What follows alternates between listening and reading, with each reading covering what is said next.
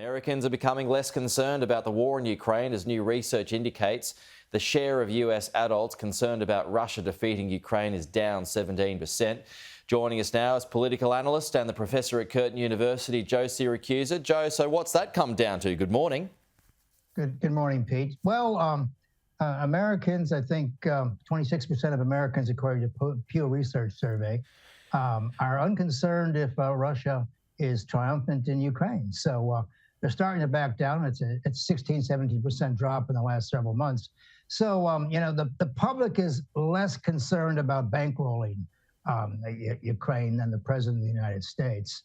And of course, what this will do, I mean, it's inevitable that Russia will come out and top. I mean, these defeats they're suffering right now are tactical, they're not strategic. One of the debating points we're going to see in the presidential election year is who lost Ukraine, because the fact that the war took place without the United States being able to deter anybody, the fact that Putin hasn't been able to threaten everybody with nuclear weapons. And by the way, Pete, we're about a nanosecond away from a nuclear crisis if Putin decides to hit those distribution points on the Polish border, that is, take out American military stuff before it gets to Ukraine. So we're very, very close. And of course, in the United States, there's concern about the inflation, the economy, and you'd be interested to know this, Pete. Most of the research in the United States about who's going to win in the midterms, of course, is dictated by who's paid for it. The Democratic outfits have said that it's going to be a close race. The Republican pollsters say it's not going to be close at all. But I'll tell you this, given what's going on right now and the president's continuing failure to secure support, these 54% do not believe in his performance, 58% don't think he's done much. I think Donald Trump could beat Joe Biden from a jail cell in 2024 because there's just no way for Biden to go on this. As I say, the war's going backward, the economy's going backward.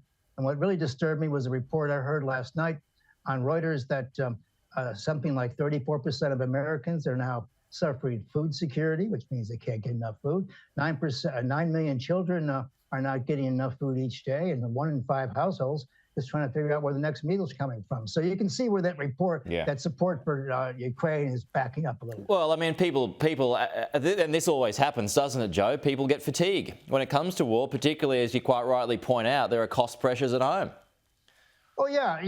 By the time we finished the Vietnam War, Pete, it was 10, 11 years, American governments were voting for anybody who would get out of Vietnam. I mean, it's not about getting in, it's getting out. And of course, Joe Biden doesn't realize that if he wants to get tough on Ukraine, he wants to get tough with the Russians, he wants to get tough with the Syrians or the Iranians, there's nothing in it for him. The George H.W. Bush did a terrific job returning Kuwait to sovereignty and didn't win him an election. And of course, famously, Winston Churchill was turfed out of office after he defeated Nazi Germany and saved the British from a Nazi invasion. So there's not much loyalty that translates into electoral success in terms of foreign policy. It's all about domestic policy, I think. So a couple of quick ones here before we run out of time, Joe. Why do you think it is inevitable that Russia will win? Because people have, as we know, underestimated the fight in Ukrainian soldiers. Well, let's put it this way. They don't technically win. That is, if you don't see a flag everywhere, they're not going to lose. I mean, they're too big. Yeah. They're too ugly and they're too mean right now, and they could do too much with these power plants, et cetera. I mean, they can't lose. I mean, the question Americans are going to have is why weren't we able to deter Vladimir Putin in the first place? That's what the debate's going to be all about. And why? What's the answer to that?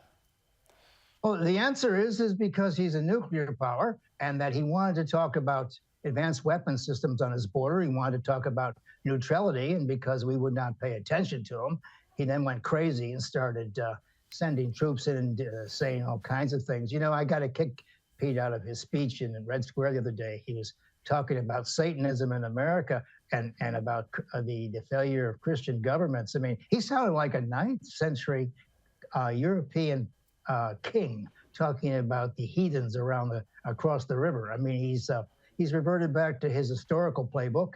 And of course, when I say Russia's going to win, and what I'm saying is that Ukraine is not going to be the same as it was. And, you know, once you break up a place like Ukraine, the way they have since Crimea 2014, you're never going to put Humpty Dumpty back together again. Yeah, I mean, and you've got the sections of Ukraine now that Russia is claiming it as its own. I suppose if Putin is backed into a corner, everybody assumes that he's going to press the nuclear button. What does Biden do then? Nothing really, because Biden can't go on to World War III because Putin is using nuclear artillery or shells in Ukraine that have a radius of about 2 miles.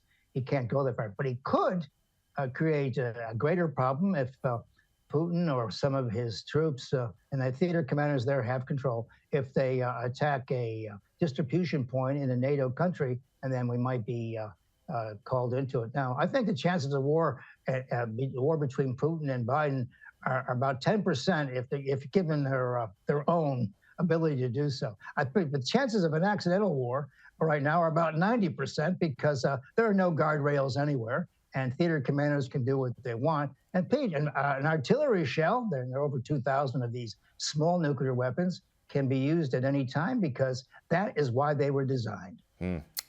Joe, we'll have to leave it there. Appreciate your chat as always, though. We'll talk to you again next week.